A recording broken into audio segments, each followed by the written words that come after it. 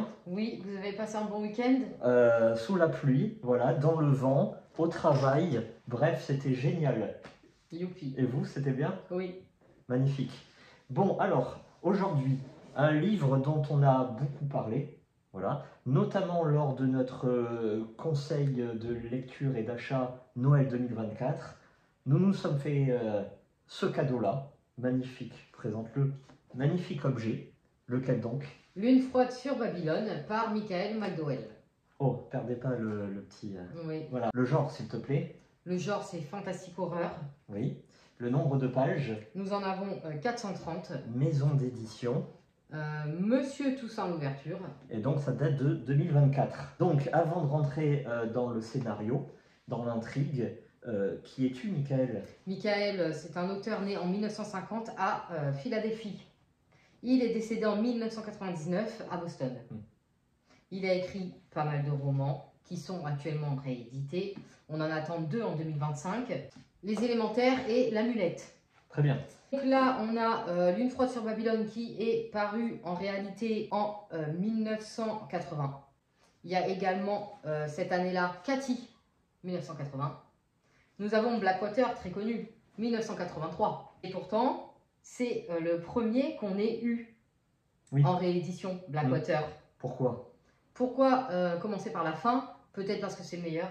Oui, Blackwater, c'est évidemment le meilleur de cet auteur-là. Et donc, Monsieur Toussaint l'ouverture a commencé par éditer celui-ci pour se créer un lectorat.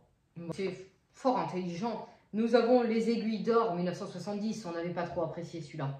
Et on va citer, écoutez, non, j'ai tout dit. Les élémentaires, 1981. Merci pour cette bibliographie. Ouais, j'espère avoir été clair parce que... Que dire d'autre sur Lune froide sur Babylone? Tu l'as lu? Oui. Tu l'as apprécié ou non? Mais tu vas nous faire un pitch. Alors, ça se passe dans les années 70. Frontière, c'est aux États-Unis, frontière de l'Alabama et de Floride. Ça va se passer aux abords d'un fleuve nommé le Styx et d'une ville appelée Babylone. Ah, très bien. J'ai mis du temps. C'est pas du hasard, évidemment. Babylone, on rappelle, c'est le lieu de la prostitution et des abominations sur terre. Tour de Babel, la folie des grandeurs qui provoquera sa chute. C'est vrai? Oui, ah, ça c'est la mythologie de Babylone. Ah, ben voilà. Donc là, c'est pas un hasard. Le Styx, affluent de la haine entre terre et enfer, là aussi, c'est pas un hasard. Donc ça vous donne un peu les thèmes qu'on va retrouver dans cette histoire-là. Mais il aime beaucoup les crues, les cours d'eau, les petites rivières. Est-ce qu'il en a connu? Est-ce que ça l'a inspiré en tout cas? On va suivre une famille, une grand-mère avec ses 2 petits-enfants. À savoir que les parents ont péri, accident de pêche, serpent dans le canot, canot qui se renverse, de noyés. Étrange, bizarre, mais bon, c'est comme ça. Et donc, cette petite famille s'occupe de la ferme, c'est une culture de la myrtille. Donc, tu as la ferme entourée d'une forêt de myrtillers, mais bien dense, un genre, on s'en sort pas, tu vois. Donc déjà, là, ça met un décor, ça impose un décor. Jusqu'au jour où la petite fille, Margaret, 14 ans, ne rentre pas chez elle le soir, un soir de tempête, un soir de crue. Qu'est-elle devenue? Disparition. Le mystère total. C'est ce qu'on peut en conclure. C'est le 2e roman écrit par l'auteur qui servira de base préparatoire à la série Blackwater. Donc il faut voir Babylone comme un condensé de Blackwater, mais attention, là où Blackwater c'est du thriller fantastique romancé, voire parfois romanesque. Oui, familial. Exactement. Ici, on est dans du pur roman d'épouvante. C'est de l'horreur. Gore ou gore? Alors, attention, les thèmes sont forts. On va avoir du VIOL, voilà, du pédo, etc. Voilà. On va avoir le thème de la vengeance outrancière. Bon, ça, c'est un classique chez cet auteur.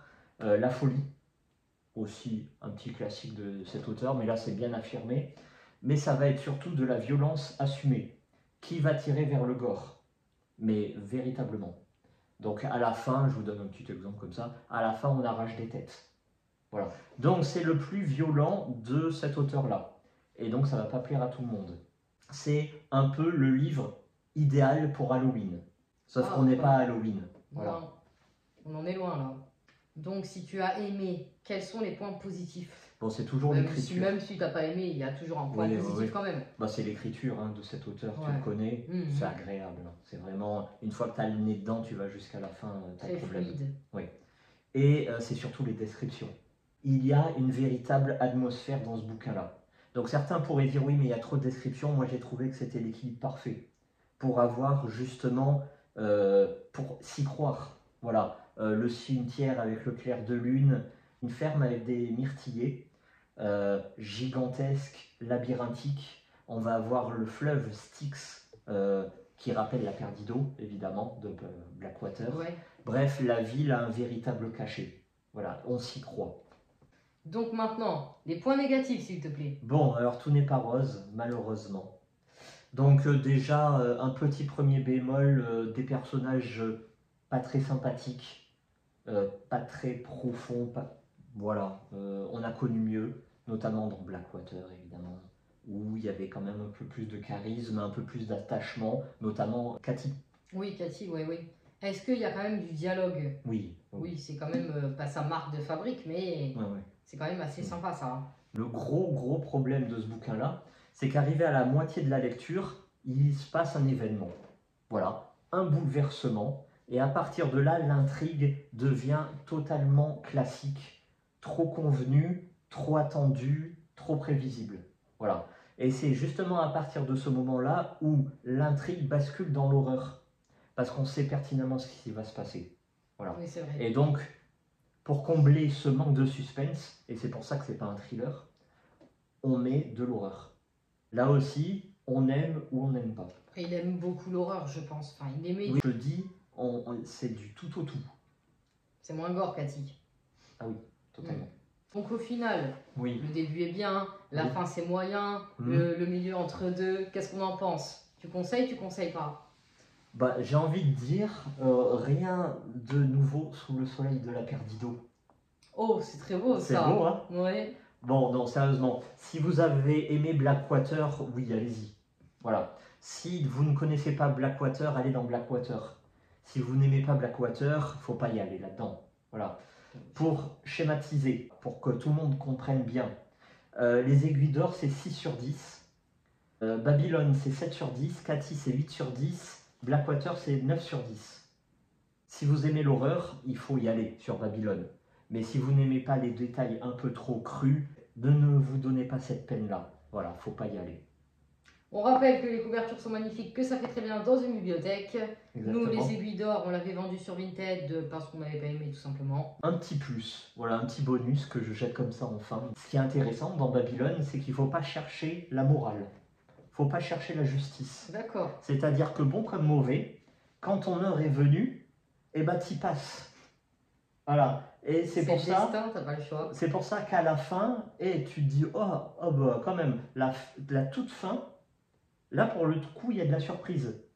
On peut pas dire happy end et la justice est tombée. Ah bah non, il y en a, ils vont passer bien au filet, bien entre les mailles du filet, et ceux qui avaient rien demandé à personne, pas de chance. Ça c'est toujours bien, tu vois. Oui. Parce qu'il y a certains romans d'horreur, ça finit toujours trop bien. Bah non, la vie c'est pas toujours rose. Comme on dit. Exactement. Voilà. Ouais, merci, donc c'est un 7 sur 10. Si c'est Halloween, vous pouvez y aller aussi. Allez, pour Halloween 2025. Exactement. Merci beaucoup. Merci à vous. À très vite. Bonne soirée. Au revoir.